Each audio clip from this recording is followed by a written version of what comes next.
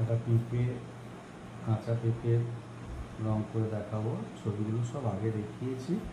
প্রথমে একবার pencil sketch করে নেবো, রংটাকে করবো। কীভাবে করবো? কাঁচা পেঁপে করতে গেলে এগুলোকে পরিষ্কার করে নেবো। কাঁচা পেঁপের রং মূলত আমরা সবুজগুলো দিয়েই করবো। প্রথমে হলো লাইট সবুজটা মিডিলের দিকে আমরা দেবো। এইভাবে মিডিলের দিকে আমরা লাইট সবুজটা দেবো।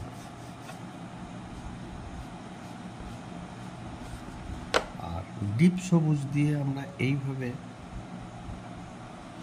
এই যে সবুজগুলো আছে না, এগুলো দিয়ে এইভাবে আমরা কিন্তু কিছু কিছু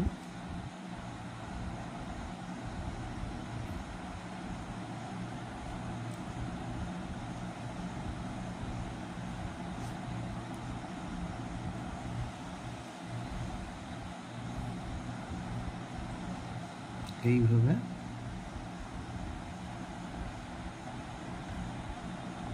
জটটাকে আমরা করে নেব।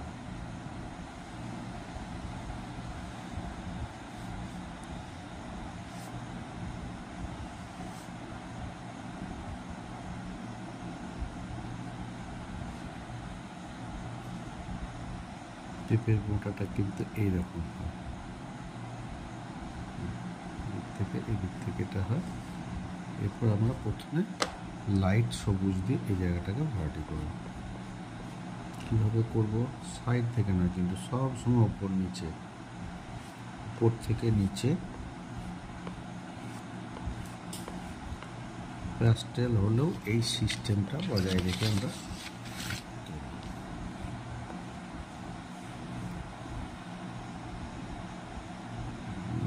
সুন্দর রংটা হবে।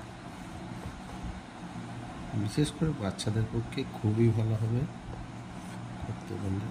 এই পদ্ধতিতেই কিন্তু করতে হবে, খুব সহজে হয়ে যাবে।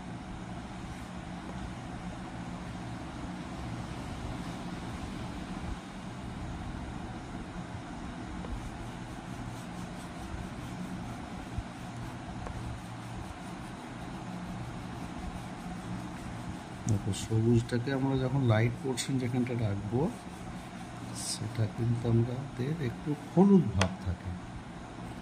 কোনো একটা দিক যদি লাইট রাখি, আমরা তখন এইভাবে কিন্তু হলুদটা সেই জায়গাটাতে ব্যবহার করব। সাদা পেপারটা যেন না থাকে।